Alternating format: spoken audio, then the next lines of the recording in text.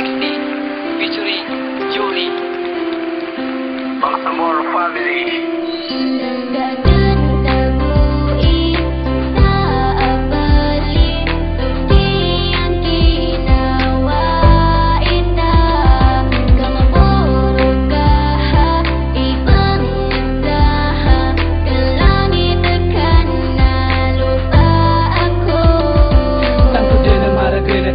Karakan kumaresibakan sa mga surat tawag karakan na tanto din kay sakitan. Di ginawa ko na dahil sa pag-ibig ko sa'yo ngayon ako'y bigo. At bakit ba nang ikaw ang makilala mata ko'y naging bulag sa katulad mong babae na walang alam kung di mabulig na lalaki pagkatapos iiwan na walang paalam at sasabihin di na kita kailangan nyo. Hilangakan na mataida manisan, ba't mo ko nagawang iwanan sa gitna ng kawalan? Binigay naman lahat para sa ginawang ka.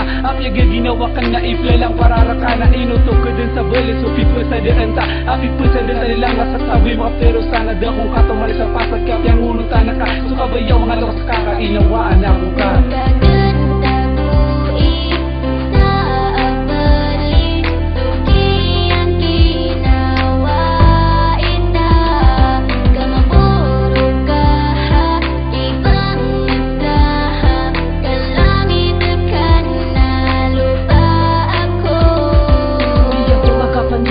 Kaya wala na, dahil dito sa puso ko di ka pa rin nawala. Bakit nagkaganito na bigla ka na lang nawala? Nakala ko'y habang buhay na lagi ka kasama. Nasayang lang ang pinaghirapan natin dalawa. Na dati ay magkayakas na parang mag-asawa. Hanggang dito na lang ba ang ating pagsasama? Na pinangako mo sa akin na kung lang iyong sinta. Dahil sa sinabi lang ng iyong mga magulang na ako'y isang lalaki na wala kayamanan. Hindi mo na kailangan na ako'y iyong sabihan tungkol sa peret mo na talagang ayaw sa akin. Na kahit mahal kita wala ako magagawa. Kahirap tanggapin, masakit mo sa damdamin. Ito na yung huli ko, basta salamat. Patawarin mo kung hindi tayo karapat-dapat.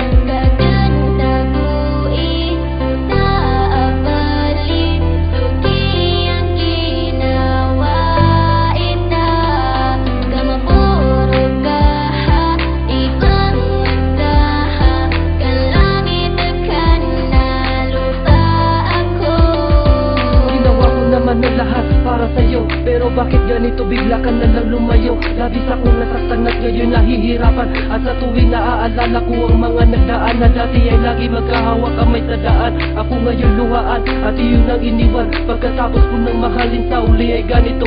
Pinaasa mo ako sa iyong mga pangako. Paano mo ko nagawang iwanan sa ganitong kalagayan? Dahil ba wala sa akin ang tanging kayamanan na gusto na magulang mo na sa iyo'y pinapangarap? Dahil ba wala sa akin ang lahat ng hinahanap sa isang lalaki na kagwapuhan kaysa sa'kin? At alam ko na sinta na hindi ka na nga sa akin. At ngayong paalam na at ako ay lalayo na dahil iniwan mo akong luhaan na nag-iisa.